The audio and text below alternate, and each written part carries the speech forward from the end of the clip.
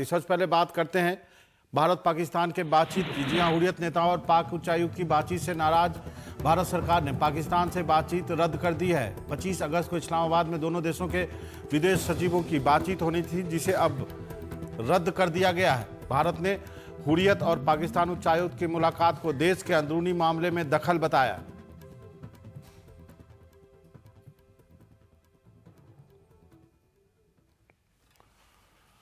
बाज नहीं आ रहा पाकिस्तान। रविवार रात को बीएसएफ की 20 चौकियों पे फायरिंग की गई। बीते 10 दिनों में करीब 11वीं बार सीमा पार से सीज फायर का उल्लंघन किया गया है। मोदी सरकार बनने के बाद 70 दफा युद्ध विराम का उल्लंघन हुआ है और यह भी एक कारण हो सकता है कि भारत सरकार ने यह तय किया है कि अब पाकिस्तान के साथ जो बातचीत होनी थी वो नहीं होगी। लेकिन अभी जो आज जो मुलाकात हुई है हुर्रियत नेताओं और पाकिस्तान के उच्चायुक्त की, उसके बाद ये फैसला लिया गया है। विदेश सचिवों की बैठक जो है 25 तारीख को इस्लामाबाद में होनी थी, अब ये बैठक नहीं होगी।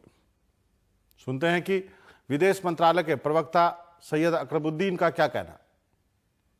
Indian Foreign Secretary therefore conveyed to the Pakistani High Commissioner today in clear and unambiguous terms that Pakistan's continued efforts to interfere in India's internal affairs were unacceptable.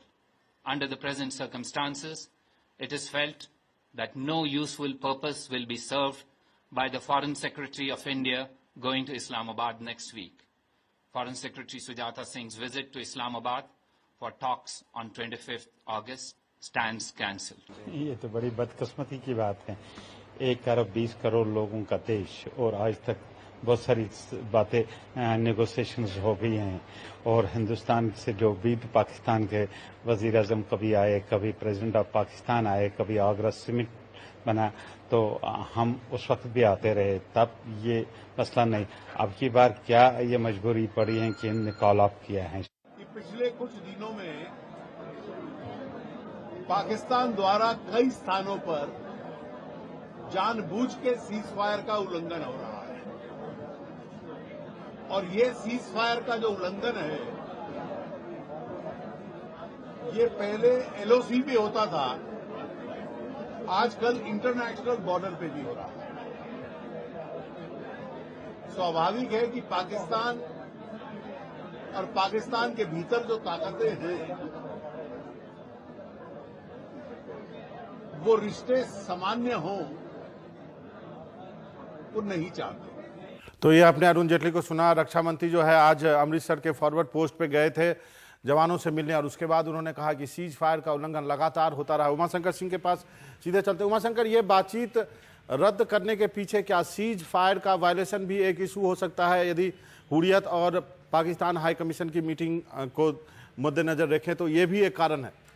जी देखिए, जो एमईए की तरफ से जो विज्ञप्ति दी गई है उसमें सीधे तौर पे जो हुर्रियत नेताओं की पाक हाई कमिश्नर से मुलाकात है उसको उसका रीजन बताया गया है। लेकिन जाहिर सी बात है कि पिछले कुछ महीनों में जिस तरह का माहौल पाकिस्तान की तरफ से सीमा पे बनाया गया है उससे भी भारत सरकार बहुत ज़्यादा जो तवज्जो जो बातचीत को वो नहीं देना चाह रही थी। लेकिन क्योंकि एक स्ट्रक्चर डायलॉग की तरफ बढ़ना था और ख़ासतौर पर जिस तरह से नवाज शरीफ आए थे नरेंद्र मोदी के शपथ ग्रहण समारोह में, और उस समय भी आपको याद होगा कि हुर्रियत कॉन्फ्रेंस के लीडर से कोई मुलाकात नहीं हुई थी, तब तो एक दूरी बढ़ती थी पाकिस्तान के प्रधानमंत्री ने। लेकिन 3 महीने के बाद ही अब इस तरह की मुलाकात, जाहिर सी बात है कि चाहे वो सीज फायर वायलेशन की बात हो या अब इस तरह की जो कि मना करने के बावजूद की गई मुलाकात है। जो जानकारी एमईए की तरफ से दी गई उसमें सीधे तौर पर कहा गया है कि जो फॉरेन सेक्रेटरी है उन्होंने पाकिस्तान के हाई कमिश्नर को इस बात की इत्तला दे दी थी कि अगर वो इस मीटिंग के साथ आगे बढ़ते हैं तो इसके खराब नतीजे हो सकते हैं। उसके बावजूद आज उन्होंने मुलाकात की, कल भी उनकी मुलाकात होनी है और ऐसे में ये दोनों कारण आप कह सकते हैं कि मिला जुला कारण है जिसकी वजह से भारत ने इस बातचीत से अपना हाथ पीछे हटा लिया है। लेकिन उमाशंकर, अब पाकिस्तान हाई कमीशन का हुर्रियत नेताओं से मिलना कोई नई बात नहीं है।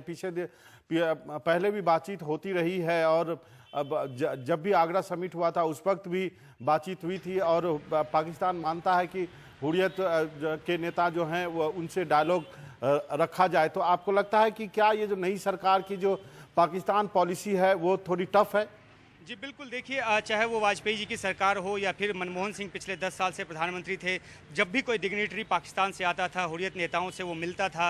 अलग अलग मौक़ों पे हुर्रियत नेताओं से पाकिस्तान हाई कमिश्नर में पाकिस्तान के डिग्निटरीज़ की मुलाकात होती थी। लेकिन आज जो देखने में आया है वो बिल्कुल एक अलग स्टैंड भारत सरकार का प्रस्तुत करता है। ख़ासतौर पर नरेंद्र मोदी जिस तरह से अपने रुख के लिए जाने जाते रहे हैं, कहीं ना कहीं ये उस स्टैंड को इंडोर्स करता है और यही वजह है कि हुर्रियत नेताओं से मुलाकात को आधार बताकर इस बातचीत को कैंसिल कर दिया गया है। तो एक टफ स्टैंड जो है वो नरेंद्र मोदी सरकार देना चाहती है। खासतौर पे इस आलोक में इसको देख सकते हैं कि कांग्रेस जिस तरह से आरोप लगा रही है कि अब सरकार वही कर रही है जिस पे पहले विपक्ष में होते हुए बीजेपी सवाल उठाती थी, तो कहीं ना कहीं सरकार जो विपक्ष की जो आलोचना है उसके भी दबाव में है और उसको भी लगता है कि कुछ अलग हटकर उन्होंने नहीं किया तो पुरानी सरकारों में ही शुमार कर लिए जाएंगे। इसलिए नतीजा हो सकता है कि इस मुलाकात के बहाने इस बातचीत को जो है वो रोक दिया गया है। जी उमाशंकर, आपका बहुत बहुत शुक्रिया। तो निश्चित रूप से जो सीज फायर के वायलेशन हुए हैं वो भी एक कारण है और हमारे सहयोगी जफर ने ये रिपोर्ट भेजी है सीज फायर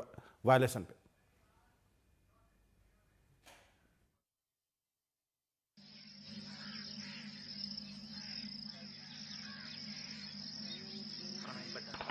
जम्मू के आरएसपुरा और अरनिया सेक्टर में कल पूरी रात पाकिस्तान की तरफ से सीज फायर उल्लंघना का सिलसिला चलता रहा।